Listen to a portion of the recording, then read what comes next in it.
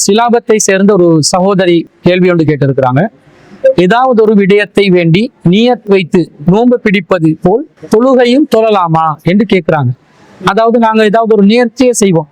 அந்த நேர்ச்சியை செய்வோம் எப்படி என்றா, இந்த காரியம் எனக்கு நடந்துச்சென்றா நான் இத்தனை நோன்பு பிடிப்பேன் என்று நோன்பு பிடிப்பதற்கு நேர்ச்சை செய்வதை போன்று, இந்த காரியம் எனக்கு நிறைவேறினால் இறைவா நான் இத்தனை ரக்காத்து தொழுவேன் என்று சொல்லி தொழுகையை நேர்ச்சை செய்யலாமா என்று கேட்கிறாங்க.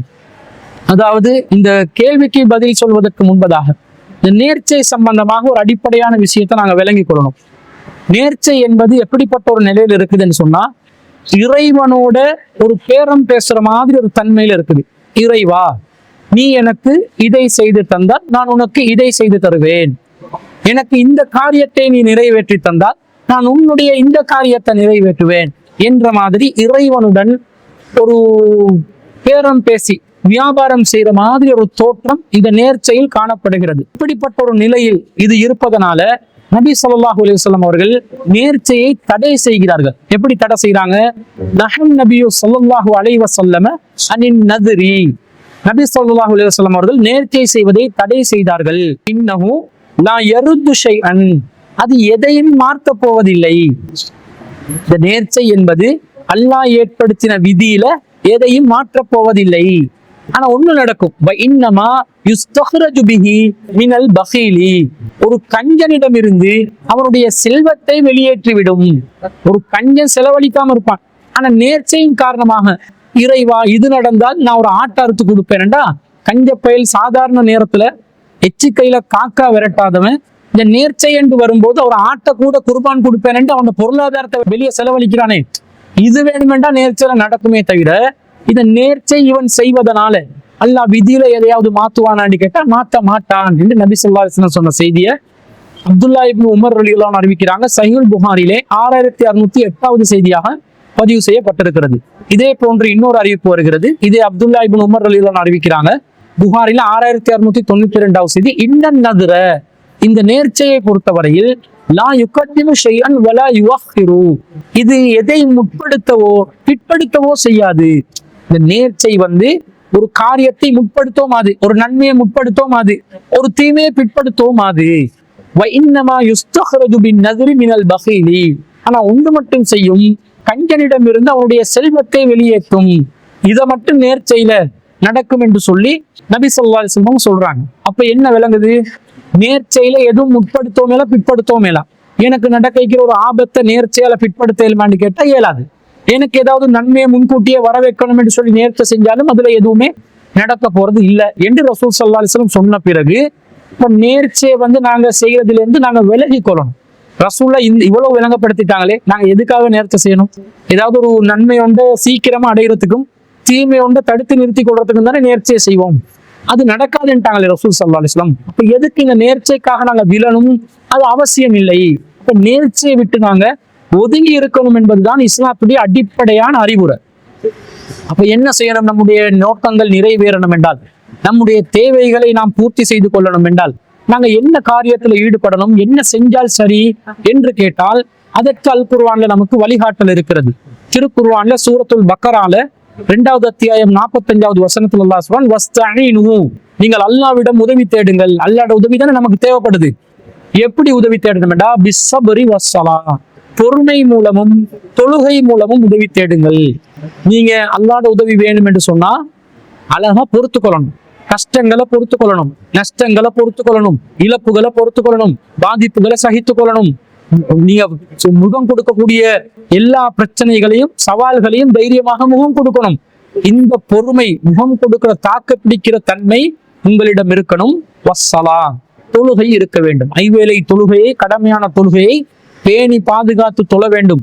இறைவனுடைய நெருக்கத்தை பெற்றுத்தரக்கூடிய சுன்னத்தான நஃபீலான வணக்கங்களை அதிகம் அளவில் செய்ய வேண்டும். இப்படி நாங்கள் செய்தோம் என்றால் அல்லாஹ்வோட உதவி கண்டிப்பாக நமக்கு கிடைக்கும். ஆனால் அல்லாஹ் சொல்கிறான், வ இன்னஹா லகபீரத்துன் இல்லா அலல் ஹாஷிஈன், இது பயபக்தி உள்ளவர்கள், பணிவுள்ளவர்களுக்கே தவிர மற்றவர்களுக்கு பாரமாக இருக்கும். பொறுமையா இருக்கிறது யாருக்கு பாரமா இருக்கும்? பணிவு இல்லாதவனுக்கு. அதே மாதிரி தொழுகையை நிலைநாட்டுவது யாருக்கு பாரமா இருக்கும்? பணிவு இல்லாதவனுக்கு. பணிவோடு இறைவனை அஞ்சி நடக்கக்கூடிய மக்களுக்கு தொழுகையும் பொறுமையும் அல்லாஹ்வுடைய உதவியை கொண்டு வந்து சேர்க்கும் என்று இந்த வசனத்துல அல்லாஹ் சொல்றதை நாங்க பார்க்கிறோம். அதே போன்று திருக்குர்ஆன்ல 2வது அத்தியாயத்துல 153வது வசனத்துல யா அய்யுஹல்லதீன ஆமனு, நம்பிக்கை கொண்டவர்களே, இஸ்தஈனு பிஸ்ஸப்ரி வஸ்ஸலாஹ், பொறுமை மூலமும் தொழுகை மூலமும் உதவி செய்யுங்கள். இன்னல்லாஹ மஅஸ் ஸாபிரீன், அல்லாஹ் பொறுமையாளர்களுடன் இருக்கிறான் என்று அல்லாஹ் சொல்கிறான். நீங்க அல்லாஹ்வை தானே கேட்கறீங்க, அல்லாஹ்வுடைய உதவி தானே வேணும்ன்றீங்க, பொறுமையாளர்களோடு அல்லாஹ் இருக்கிறான். இனிமே தொழுங்க, பொறுமையா இருங்க, அல்லாஹ்வுடைய உதவியை தேடுங்க, அல்லாஹ் உதவி செய்வான் என்றதை இந்த வசனத்திலிருந்து நாங்க விளங்கிக் கொள்றோம். அப்ப தொழுகை பொறுமை மூலமாக நம்முடைய நோக்கங்களை தேவைகளை பூர்த்தி செய்து அல்லாஹ்வுடைய உதவியை பெற்றுக் கொள்ளக்கூடிய ஒரு வழிமுறையை இஸ்லாம் நமக்கு காட்டி தந்திருக்கிறது. அந்த வழிமுறையில் நாங்கள் ஈடுபட்டோம் என்று சொன்னால் கண்டிப்பாக எங்களுடைய தேவைகள் பூர்த்தி செய்யப்படும். அது அல்லாம அல்லாஹ்வோட பேரம் பேசுற மாதிரி நேர்ச்சைக்கு செல்ல வேண்டாம் என்று நபி ஸல்லல்லாஹு அலைஹி வஸல்லம் அவங்க தடுத்து இருக்கிறாங்க. ஆனா இந்த தடையை பொறுத்தளவுல இது 100% முற்றிலும் முழுதாக நேர்ச்சை செய்யவே கூடாது என்ற வகையில ஒரு தடை அல்ல. சில தடைகள் தடை என்ற தடை தான், திரும்ப அது யாரும் எப்படியும் இந்த நேரத்திலும் செய்ய முடியாது. சில தடைகளை பொறுத்த வகையில் அதை நபி ஸல்லல்லாஹு அலைஹி வஸல்லம் அவர்கள் அது தவிர்ந்து கொள்வது சிறந்தது என்ற கருத்தில் சொல்லி இருப்பார்கள்.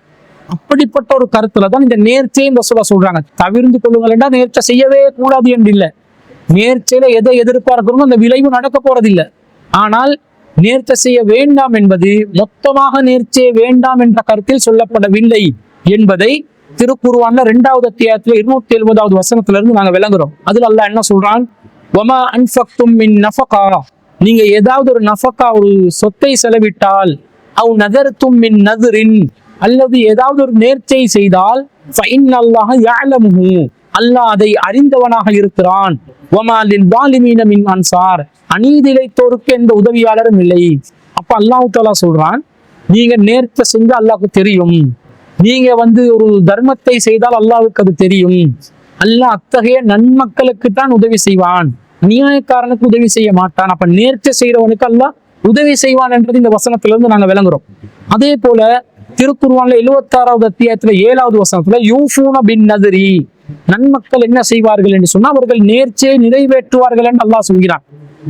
வயகாஃபூன யௌமன் கான ஷர்ருஹு முஸ்ததீரா, தீமை பரவிய நாளை பற்றியும் அவர்கள் அஞ்சுவார்கள் என்று அல்லாஹ் சொல்கிறான். அப்ப நல்ல மக்கள் நேர்ச்சையை நிறைவேற்றுவாங்க என்று வருது. அப்ப நிறைவேற்ற வேணாம் என்று சொல்ல, நேர்ச்சை செய்ய வேணாம் என்று சொன்னது எந்த கருத்துல புரிஞ்சு கொள்ளணும், தவிர்த்து போங்க சிறந்தது. ஆனா நீங்க நேர்ச்சையை செஞ்சிட்டீங்கன்றா நினைச்சிட்டீங்கன்னா அதை நிறைவேற்றணும். ஏன்னா நன்மக்கள் நேர்ச்சைகளை நிறைவேற்றுவார்கள் என்ற வசனத்திலிருந்து நாங்க விளங்கிக் கொள்றோம்.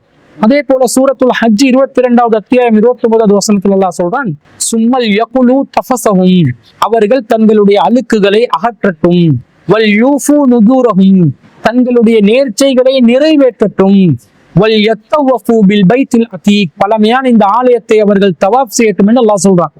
அப்ப இதுல என்ன வருது, நல்லடியார்களாக இருந்தால் நேர்ச்சை என்ற ஒன்று செய்தால் அதை நிறைவேற்றணும். இந்த அல்லாஹ்வோட நீங்க பேரம் பேசுற மாதிரி ஒப்பந்தத்தை போட்டுட்டீங்க, அது அல்லாஹ் தஆலாவும் நிறைவேற்றி தருவான் என்றால் நீங்க கண்டிப்பா என்ன செய்யணும், அந்த நேர்ச்சையை நீங்களும் நிறைவேற்ற வேண்டும் என்ற கருத்துல நாங்கள் பார்க்கிறோம். நபி ஸல்லல்லாஹு அலைஹி வஸல்லம் அவர்களுடைய இன்னொரு பொன்மொழி வருது புகாரியில 6696வது செய்தியில, மன் நதர ஐயுத்தி அல்லாஹ, யார் ஒருவர் அல்லாஹ்க்கு கட்டுப்படும் விஷயத்தில் நேர்ச்சை செய்வார்களோ ஃபல்யுத்திஹு, அவர் அதிலே கட்டுப்பட்டு நடக்கட்டும். வமன் நதர ஐயஸியஹு, யார் ஒருவர் அல்லாஹ்வுக்கு மாறு செய்வதாக ஒரு நேர்ச்சை செய்வார்களோ ஃபலா யஸிஹி, அவர் அதிலே அல்லாஹ்வுக்கு மாறு செய்ய வேண்டாம் என்று நபி ஸல்லல்லாஹு அலைஹி வஸல்லம் அவங்க சொன்னதாக ஆயிஷா ரலியல்லாஹு அன்ஹா அவர்கள் அறிவிக்கிறார்கள். அப்ப இந்த செய்தியில ரசூல் என்ன சொல்றாங்க, அல்லாஹ்க்கு கட்டுப்படுற மாதிரி நேர்ச்சையோட நீங்க செய்வீங்கன்னு சொன்னா அதை நிறைவேற்றுங்க, அல்லாஹ்க்கு மாறு செய்யற விதத்துல நேர்ச்சை செஞ்சா நிறைவேற்றாதீங்க என்று சொல்றாங்க. சில பேர் என்ன செய்வாங்கன்னா, இறைவா எனக்கு இந்த நேர்ச்சையை நீ நிறைவேற்றினால் இந்த மேனியில நான் கத்தி குத்து ராத்தி பொண்ணை கொடுத்துருவேன், இப்படி சொன்னா இது அல்லாஹ்க்கு மாறு செய்யறது. உனக்கு யாரு கத்தி குத்து ராத்தி கொடுக்க சொன்னா, கத்தி குத்து எல்லாம் யாரு உன்னோட மேலுக்கு போட்டுக்கொள்ள சொன்னா, இது செய்யக்கூடாது. அதே போன்று இறைவா நீ எனக்கு இந்த நேர்ச்சையை நிறைவேற்றினால் நான் உனக்காக வேண்டி இத்தனை நாட்கள் வெயிலில் கிடப்பேன், அல்லது அமர மாட்டேன், அல்லது பேச மாட்டேன், மௌன விரதத்தில் இருப்பேன், இப்படியெல்லாம் மார்க்கத்துக்கு மாற்றமான விஷயங்கள்ல நேர்ச்சை செய்யக்கூடாது. எப்படி நேர்ச்சை செய்யலாம், இறைவனுக்கு கட்டுப்பட்ட விஷயம். இறைவனுக்கு கட்டுப்பட்ட விஷயம் என்றா உபரியான நோன்புகள். அப்ப நோன்புல நேர்ச்சை வைக்கலாம், இறைவா நீ எனக்கு இந்த காரியத்தை நிறைவேற்றினா நான் உபரியாக நஃபீலாக இத்தனை நோன்பை பிடிப்பேன் என்று சொல்லலாம். பரலான நோன்போ சுன்னத்தான நோன்பு இதுல வராது. இறைவா நீ எனக்கு இந்த காரியத்தை நிறைவேற்றினால் நான் ரமலான் மாதம் முழுவதும் நோன்பு பிடிப்பேன் ஒருத்தருக்கு நேர்ச்சை செய்யல, அது கடமை, அதை செஞ்சுதான் ஆகணும். அது செய்யாட்டி பாவியாகுவார். மறுவண்ணன் நேர்ச்சலை கொண்டு வந்து சேர்க்கிறது. அதே மாதிரி ஒருத்தர் இறைவா எனக்கு நீ இந்த காரியத்தை நிறைவேற்றினால் நான் 6 நோன்பு பிடிப்பேன்னு சொல்லல. 6 நோன்பு பிடிக்கிறது முஸ்லிம்களுக்கு சுன்னத்தாக்கப்பட்டுள்ளது. அது சுன்னத்துல வந்துருச்சு. அது எல்லாரும் செய்வதற்குரிய ஒரு வலியுறுத்தப்பட்ட அம்சமாக மாறிவிட்டது. அப்போ உபரியான வணக்கங்களை ஒருவர் நேர்ச்சை செய்யலாம். அதுல நோன்பு உபரியாக இருக்கிற மாதிரி தொழுகையையும் உபரியான இருந்தால் நேர்ச்சை செய்யலாம். இறைவா இந்த காரியம் நிறைவேறினால் நான் ஐவேளை தொழுவேன் என்று சொல்லக்கூடாது.